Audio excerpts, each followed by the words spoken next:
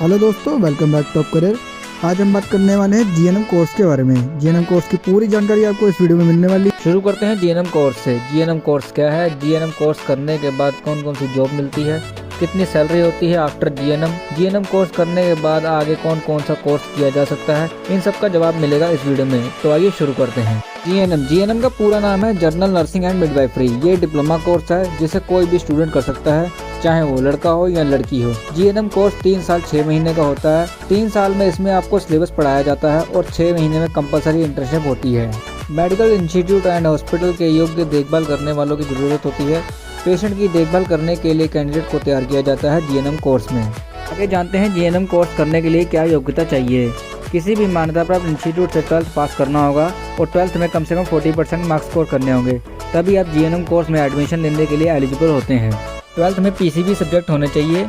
अगर आपने पीसीबी नहीं लिया है और आपने 12th में आर्ट्स या कॉमर्स स्ट्रीम के स्टूडेंट हैं तो भी आप जीएनएम कोर्स कर सकते हैं। अब बात करते हैं इसकी एज लिमिट की। अगर एज लिमिट की बात करें तो मिनिमम एज 17 साल होनी चाहिए और मैक्सिमम एज इस कोर्स को करने के लिए 35 साल होनी चाहिए आपकी। बात करते हैं जीएनएम कोर्स के सब्जेक्ट के बारे में। जीएनएम कोर्स के तीनों सालों में अलग अलग सब्जेक्ट पढ़ाए जाते हैं। तो चलिए जानते हैं जीएनएम कोर्स के सब्जेक्ट के बारे में।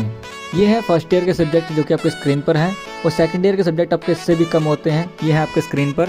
तो ये है थर्ड ईयर के सब्जेक्ट जो कि आपकी स्क्रीन पर हैं। ये तीनों ईयर के सब्जेक्ट हैं। 3 साल की पढ़ाई पूरी करने के बाद आपको 6 महीने का इंटर्नशिप करना होता है। इसमें आपको वार्ड मैनेजमेंट, पेशेंट की देखभाल, क्लिनिक नर्स की प्रैक्टिस कराई जाती है। बात करते हैं इस कोर्स की फीस के बारे में। जीएनएम की फीस सभी सरकारी और प्राइवेट कॉलेज में इसकी फ़ीस अलग अलग होती है। गवर्नमेंट कॉलेज की फ़ीस 30,000 से लेकर 45,000 तक होती है और वहीं प्राइवेट कॉलेज की फ़ीस 10 लाखों में होती है। जीएनएम के बाद क्या करें। जिन स्टूडेंट का जीएनएम कोर्स कंप्लीट हो गया है, किसी भी मान्यता प्राप्त इंस्टीट्यूट से जीएनएम कर लेने के बाद आपको जीएनएम का रजिस्टर्ड सर्टिफिकेट मिल जाता है, जिससे मेडिकल साइंस में करियर बनाने के रास्ते आपके लिए खुल जाते हैं। एक बार इस कोर्स को पूरा कर लेने के बाद आप कई तरह की सरकारी और प्राइवेट नौकरी के लायक हो जाते हैं। विदेश में जल्द नौकरी पाने के लिए नर्सिंग का फील्ड सबसे बढ़िया है। नौकरी इसमें जल्द ही मिल जाती है। आज हर सरकारी और प्राइवेट हॉस्पिटल में जीएनएम होल्डर की ज़रूरत बनी रहती है। अब बात करते हैं जीएनएम कोर्स करने के बाद एम्प्लॉयमेंट एरिया के बारे में।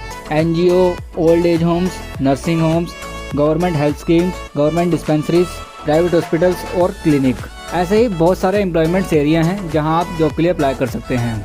करते हैं जॉब पोजीशन के बारे में। आप कौन कौन सी जॉब पोजीशन पे काम कर सकते हैं। तो आप नर्सिंग ट्यूटर के तौर पे काम कर सकते हैं, आईसीयू नर्स में काम कर सकते हैं, स्टाफ नर्स के तौर पे काम कर सकते हैं, होम केयर नर्स के तौर पे काम कर सकते हैं। ऐसे ही काफ़ी सारे जॉब पोजीशन हैं जहां आप अपनी पसंद के अकॉर्डिंग काम कर सकते हैं। बात करते हैं सैलरी के बारे में। जब हम इस कोर्स को पूरा कर लेते हैं तो शुरुआत में जॉब में हमें कितनी सैलरी मिलेगी। भारत में एक फ्रेशर नर्स की सैलरी 2 लाख से ज़्यादा होती है और एक एक्सपीरियंस हो जाने के बाद सैलरी 7 लाख से लेकर 8 लाख तक होती है। पर डिपेंड करता है, जितना ज़्यादा एक्सपीरियंस होगा उतनी ज़्यादा हाईली सैलरी होगी आपकी सैलरी कई चीज़ों पे डिपेंड करती है, जैसे कि job profile, education, employment area. कहा जाए तो जीएनएम कोर्स पूरा करने के बाद आपकी सैलरी योग्यता के अनुसार 10 से 20,000 पर मंथ होती है और एक्सपीरियंस के साथ बढ़ती रहती है। ये थी जीएनएम कोर्स की पूरी जानकारी। अगर जानकारी अच्छी लगी तो चैनल को सब्सक्राइब करें। Thank you for watching this.